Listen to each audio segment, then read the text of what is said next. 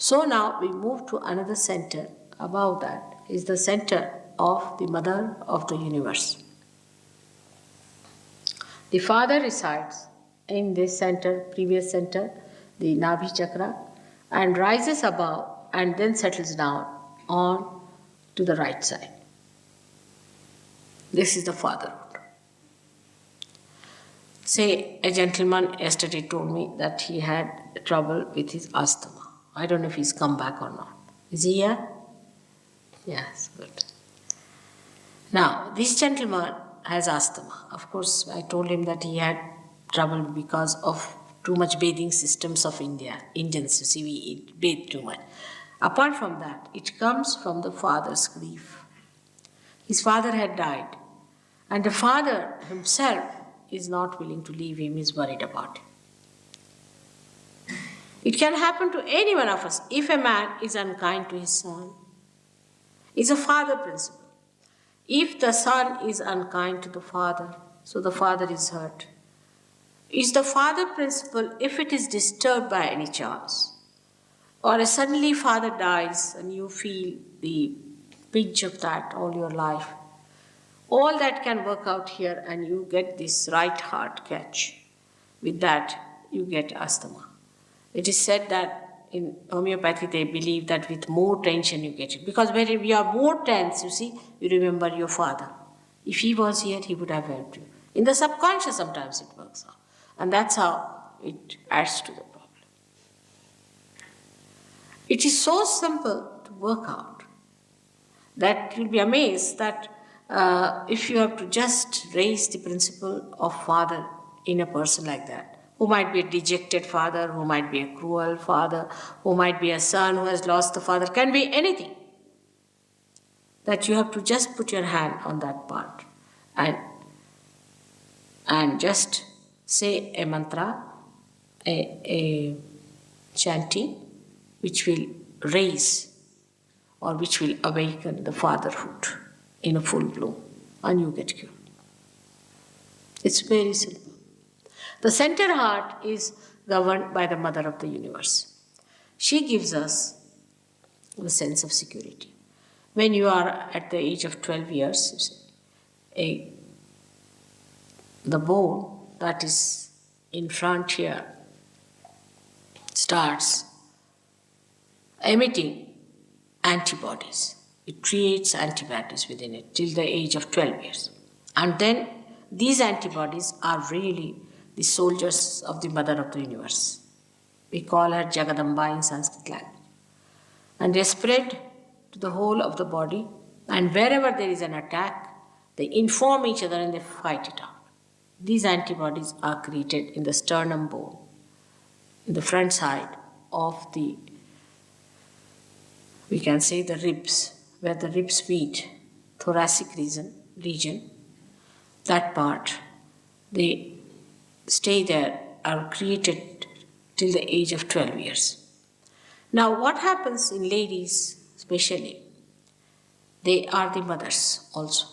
When their motherhood is challenged, they get a problem. Like a woman, say her husband is a flirt, he has a roving eyes or sort of a thing, and she's insecure. Then this motherhood is challenged. And when it is challenged, she gets a problem there. And she gets a disease of the breast cancer and all that is caused by the insecurity of a woman.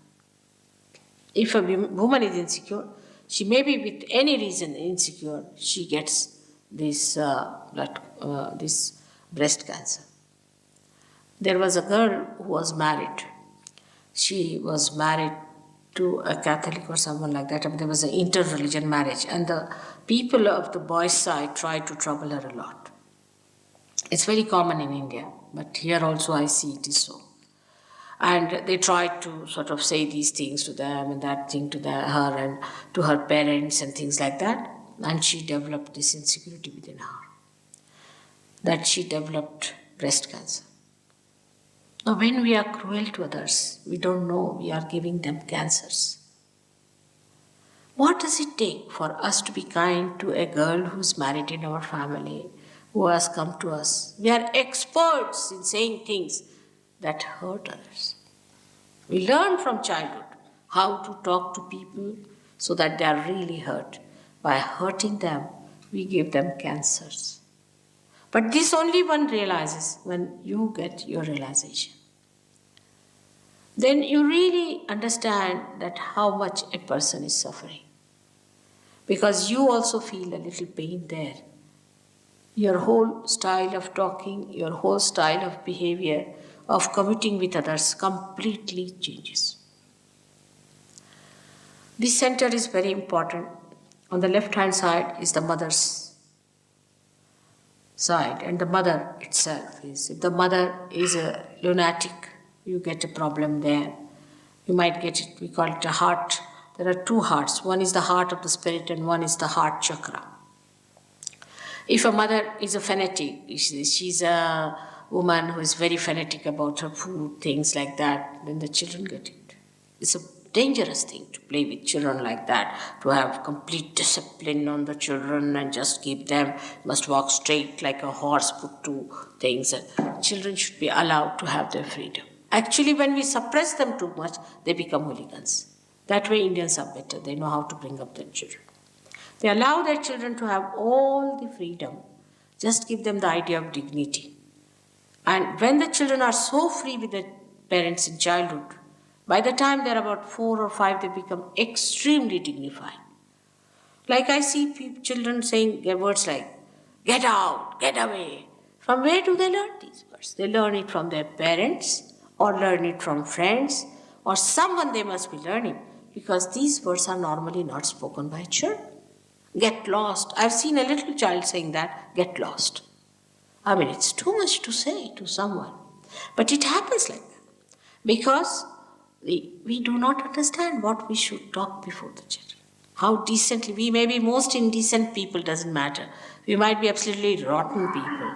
Even a dacoit knows that he should behave properly before his children, because children will become dacoits. Even a prostitute will understand that she should not behave in a manner that the child takes to prostitution. It's a common sense that whatever we do, the children take so easily. So whatever you want to give them, whatever you want to impart them, that's how you should behave before them. But now, as the society is today, people are not paying so much attention to their children at all. They are so, still the mothers are still like brides, busy finding new husbands. Husbands are still like bridegrooms finding new wives. And the children, poor things, don't know where to look. God knows in what orphanage they have to end up their life. Even the industries like that. I wanted to buy yesterday a pure cotton frock for a little child. I couldn't find anywhere. Not one frock I could get in the whole of Derbyshire and also in London, for your information, which was pure cotton. I mean, we don't think that children can't bear this artificial man-made fiber. It's very dangerous. It's very bad for their skin. When you were young, you used cotton. You had mills of cotton here. And why give this horrible stuff to your children, which you never had? By the time they grow up to your age, they'll have all blotches on their faces. They'll be, I don't know what diseases they may have of their skin. No one realizes this. The kind of panties you are using, the kind of things you are using for them is very dangerous. I don't know what's going to happen to them. The things they are using, you never used them when you were young. Believe me. And these are the times when they really require complete attention.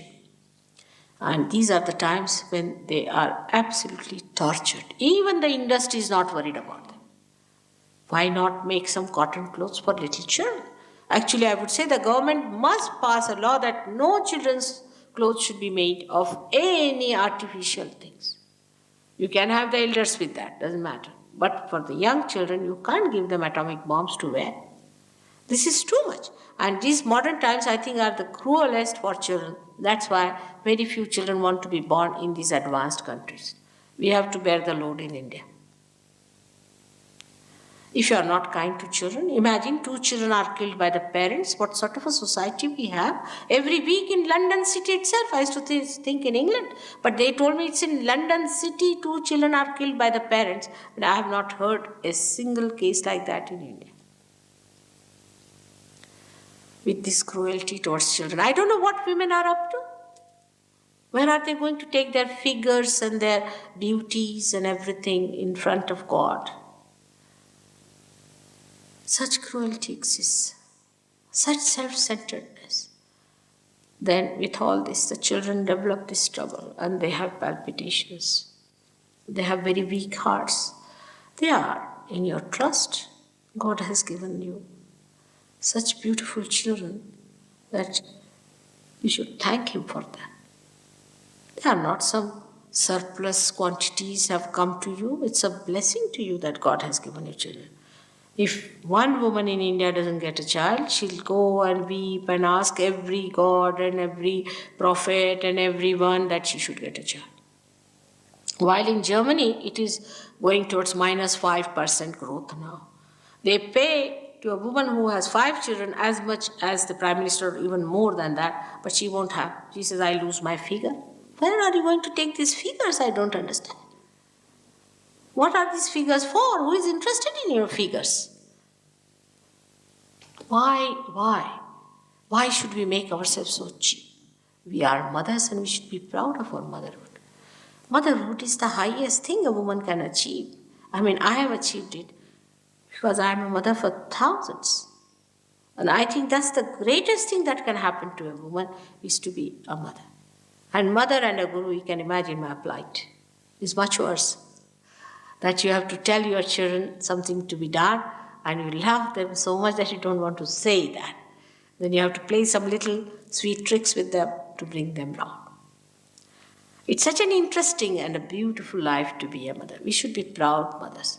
But I would say the men too are to be blamed because they are not interested in mothers. They are interested in younger and younger girls. It's a sign of perversion, I tell you. It's a sign of a complete perversion. At the time of Muhammad Sahib, there were many women and very few men because so many were killed. So Muhammad Sahib did not know what to do. So he thought they were pragmatic, as I told you yesterday, that with the society one has to be pragmatic. So he said, all right, we have to have marriages because without marriage, any relationship of any kind is adharmic, is against the balances. So he said, we must have marriage. All right, now we have many women. So let us have distribution of women according to the men we have. If you have more men, then we'll have the other way down. But we have to marry. Means we have to take a collective sanction. A collective sanction has to be there to be blessed. So he said, all right, marry 5. But he himself, you see, was surprised at that time. People were so sensitive, they would not marry young girls. The old men would not marry young girls. They said, how can we marry these young girls, you see? So he said, no, all right, I'll marry 1. Because where will these young girls go? There are no young men left. So what to do? But these days, if you ask an old man of 80 years, he would be very willing to marry a girl of 18 years. Stupid old fool, I call him, because he doesn't understand. He doesn't understand that this girl is not going to respect him as a husband and he cannot enjoy the life of a husband. He is a grandfather, or call it a great-grandfather. He should behave like a great-grandfather. That's an ideal relationship he should have with a younger girl. All these ideals are confused today. Our relationships with others, every woman has to be attractive. Why? Every man has to be attractive. Why? For what? What are we going to achieve out of it? What is the utility? The attractiveness is all right as long as you are not repulsive. As long as you keep the ideal relationship with others. If the relationship becomes nothing but like a dog and bitches one, it's better not to have this kind of an idea. It's absolutely wrong to run after something which is not our way. Human beings have to live with dignity and with complete sense of idealism as far as their relationship with each other is concerned. If you just say, what's wrong? Then it's anarchy. Everything is wrong then, and everything is wrong. It's not one wrong, but everything is wrong. But if you want to have a flowering society, then you must keep to your ideals of your family life. That's a very important thing, but it happens to you as soon as you get realization. I don't have to give a lecture on that. You just do it. You just become a very nice husband and a very nice wife.